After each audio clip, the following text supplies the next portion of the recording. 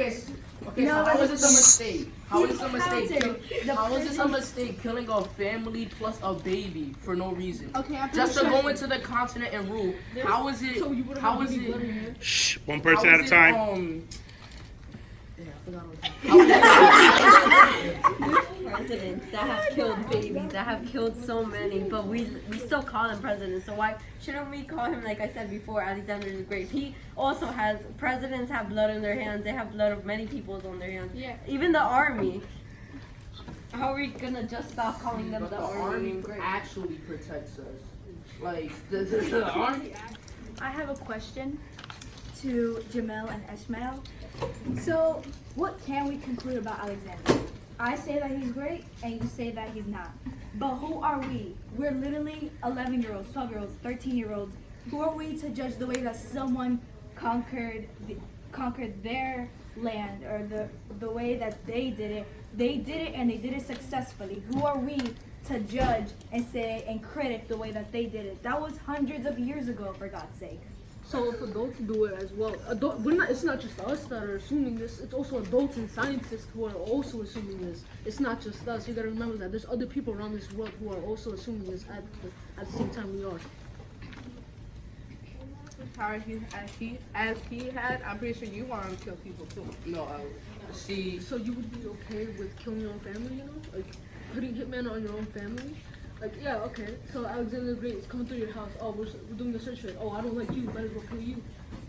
He didn't kill everybody that he encountered. That's where you guys are wrong. But what if he Yes, at one point he did, but just because he did it once doesn't mean that we can automatically assume that he did it again.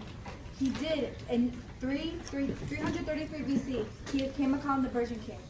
The king left. He was saving his own skin, left his wife and left his daughters.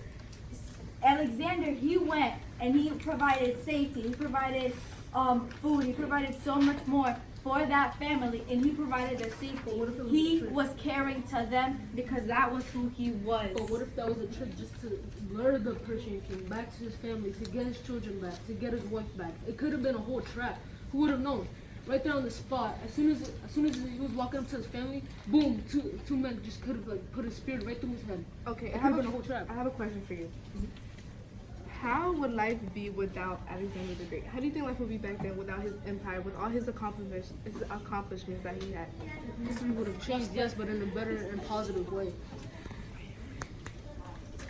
I agree with what Ishmael and Jamil say, that everybody remembers him for all the good things that he does, but even though he did so many bad things, all the good things overpowers what he did bad. But he had thoughts to kill him. That's what you gotta remind yourself about. That he did have thoughts to kill that king, but only because he looked up to Alexander the Great was the only reason why he spared him. What if he didn't look up to Alexander the Great? Yeah, he would have probably killed him. Okay, but we all have bad thoughts. Can we all agree on that? We all have bad thoughts at sometimes. We all think of doing bad things when we know they aren't right. Yeah, but we do the good thing anyway, and he did the good thing anyway. That's what matters, is that he did good things. Well, what do you think he would do if he didn't have that mindset? But that's where you're wrong. Because he did have But that what mindset. would happen if he didn't? Okay, but that's what if. We're talking about now. That was in the past. We can't look into the future because he's already dead. But the only reason why he actually spared him is because he looked up to Alexander the Great. What if he didn't? He could have just literally, he's like, oh, you don't look up to me? Alright, then I'll just kill your whole civilization. You know, I don't care about your goddamn families. I don't care that the houses get destroyed or anything if they're killed by a tsunami. I won't help you people out if they come begging to my door. Okay, but you're thinking about the negative things. Everybody has a past. Everybody makes mistakes. So you are telling me that if you walk up to your mother and you would just accept her, you won't accept her because of all the negativity in her life. That's basically what we're telling you right now.